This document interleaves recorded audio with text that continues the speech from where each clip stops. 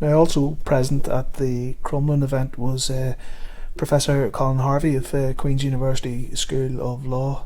Professor Harvey has made some headlines recently when he drew attention to the fact that his own activism, his own very legitimate activism towards Irish unity, very much from a constitutionalist perspective, which should be from a very non-contentious perspective.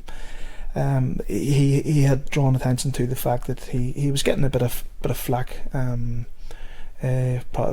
more than likely from elements that he addressed within the meeting, and which he had said were determined to create what he called a chill factor for people who were people like himself who were beginning to advocate for Irish reunification.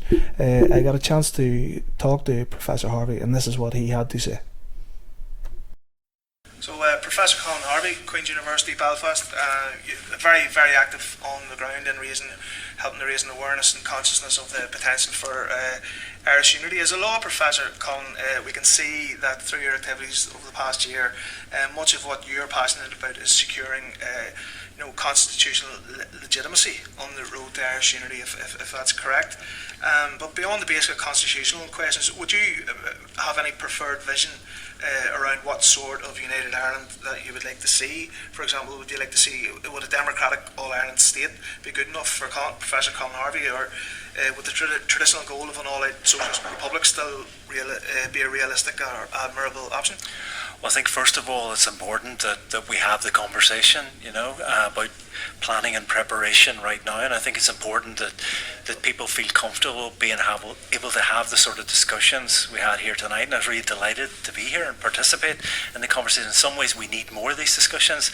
Also, I think we need a bit more thought about how all the various groups working on this issue at the moment could begin to coordinate and work together and develop common platforms, while recognising there are legitimate disagreements and there'll be differences of view, that if the objective is to have votes on this island, to have referendums and then win those referendums, I think people need to be talking to each other and working out strategies and approaches around that.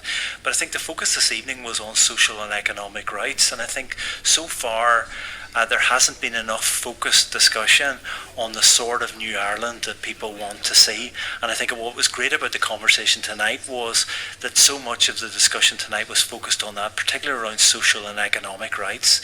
So I think that the new Ireland that emerges needs to robustly protect the social and economic rights of everyone who lives on the island. Now, that's not an argument for deferring all this into years in the future. I think that's also an argument about getting behind socio-economic rights in the here and now, north and south. So I think it's absolutely vital that people are thinking about the substance and social justice, really.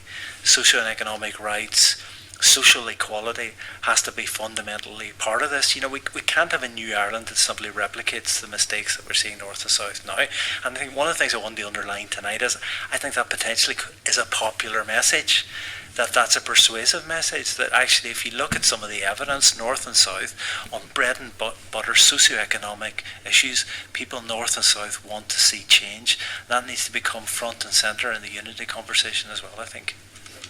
You spoke earlier about the chill factor that some people may experience on the road towards Irish unification. I'm not going to put you on the spot about your own experiences, but do you think that such a chill factor is organised? Do you think there is a momentum or a motivation to deliberately instill a chill factor within the Irish unity community, possibly from the establishment? And how best do you think that advocates can stand up for themselves and maintain a decent standard and quality of life while keeping up their right to free speech on this issue? Well, I think this evening really tried to underline why the Good Friday Agreement, in my view, is so important to that discussion. Because if the Good Friday Agreement is taken seriously, right, and we know that all around the world today in Europe, everybody talks about the Good Friday Agreement being the heart of everything here on the island, the peace process. Well, if that's true, then there should be no problem talking about this, because the right to self-determination is a core part of the compromise. That's the Good Friday Agreement. So what really disturbs me is that people seem to find that a problem. So if the Good Friday Agreement is at the heart of everything that has happened on this island over the last couple of decades, then it should be a normal part of the conversation to talk about the right of the people of this island to self-determination. And if it isn't, I think it adds fuel to those people who are critical of the Good Friday Agreement, in my view. So I think we need more and more people to have that discussion. It needs to become mainstream and normalised. Then we need to really then begin to put pressure on the Secretary of State, the Irish government, to get these things. But I suppose one of the things I wanted to open up tonight was another aspect of this, that winning these referendums, I think people need to give serious thought to that as well. So if the campaign is successful, and if these referendums are then planned and a date emerges in a time frame, they have to be won, right? And people who want to win the argument for Irish reunification need to do some hard thinking about strategy and tactics, because how demoralising might it be to have these votes and to, in the north, to lose catastrophically, So these referendums need to be won, and I think that's where the social movements for change on this island that have energised people around social justice, rights and equality, people campaigning for Irish reunification, we need to find ways to, in a sense, tap into that energy, which is an energy about changing the island, and make the campaign for a new Ireland very much about that conversation as well. And to be candid, I think we haven't done that so far, and we need to get better at finding ways to, and part of that is making people feel comfortable having the conversation. But you're right in a sense, like, we all know the reality. The reality is, at the moment, there is ferocious resistance to talking about this in the south among parties who are, constitutionally signed up to reunification. There's an obligation in the Irish Constitution to promote unity of people and territory, but there's just massive resistance to that. That has to be overcome.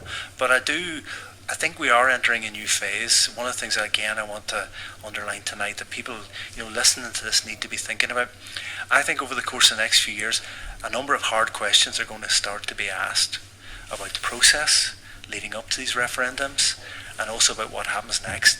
And I think those campaigning for reunification across all the various groups and parties and civic organisations need to begin to sit down together and think about what the answers to those questions are going to be. And I do think there's an urgent need for coordination, cooperation, common platforms of people, will have differences, of trying to find ways of setting those aside to work on the bigger picture. But for me, that's why we need rights and equality organisations to be part of this, because too often on this island, the history of this island shows that vested interests will stitch up constitutional processes, and rights and equality will be left outside the room. So that can't happen again. So. Well, thanks very much. Okay, thank you.